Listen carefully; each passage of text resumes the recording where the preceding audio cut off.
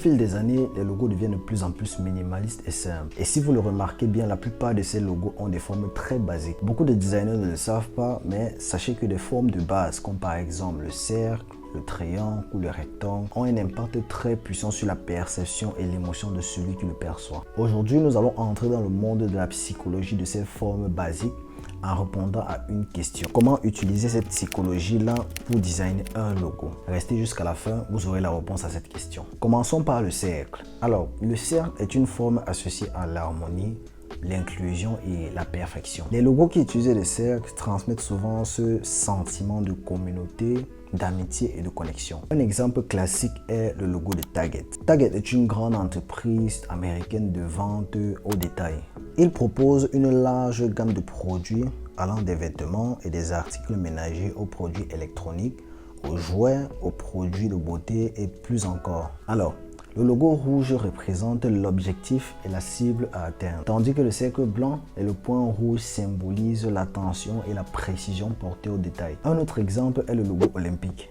Il se compose généralement de 5 anneaux avec 5 couleurs différentes. Chaque anneau représente l'une des 5 régions du monde, c'est-à-dire l'Afrique, l'Amérique, l'Asie, l'Europe et l'Océanie. Et symbolise aussi l'union et la collaboration des athlètes du monde entier qui se rassemblent pour participer aux Jeux Olympiques. Historique ce logo. Alors pourquoi on va utiliser les cercles comme symbole?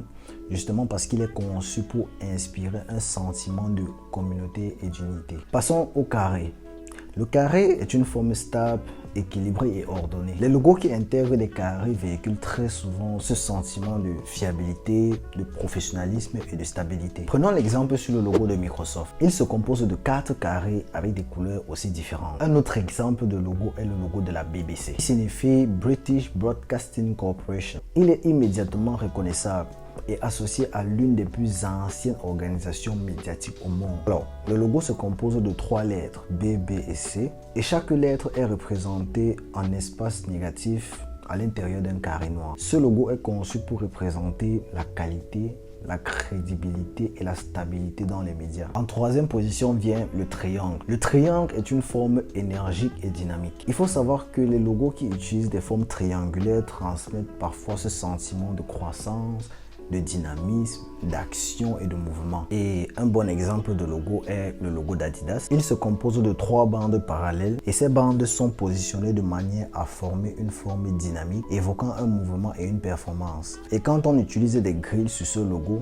on se rend compte qu'il est sous une forme triangulaire. Et en dernière position vient la forme ovale. Alors la forme ovale est la combinaison des caractéristiques du cercle et du rectangle. Et cette forme est beaucoup plus utilisée par des marques de voitures comme Land Rover, Ford, Toyota, Bugatti et plein d'autres. Maintenant, revenons à la question principale, qui est de comment utiliser la psychologie de ces formes-là pour designer un logo. Avant de faire la conception du logo de votre client, vous devez faire un brainstorming du brief que vous avez reçu ou de la discussion que vous avez eue avec votre client, c'est-à-dire de ressortir des mots-clés qui transmettent les sentiments que le logo doit véhiculer. Vous devez connaître exactement les sentiments que le client veut donner à ses consommateurs. J'avais déjà fait une vidéo qui parlait de la psychologie des couleurs. Quels sentiments chaque couleur donne-t-il et quelle couleur choisit pour son logo? Alors, si vous ne l'avez pas encore vu, vous avez juste à cliquer sur le lien qui s'affiche là. Si vous avez aimé la vidéo et que vous avez appris quelque chose de cette vidéo, n'hésitez pas de le partager, de liker et de commenter. Ça m'aiderait vraiment pour le référencement. On se dit à dimanche prochain pour une nouvelle vidéo.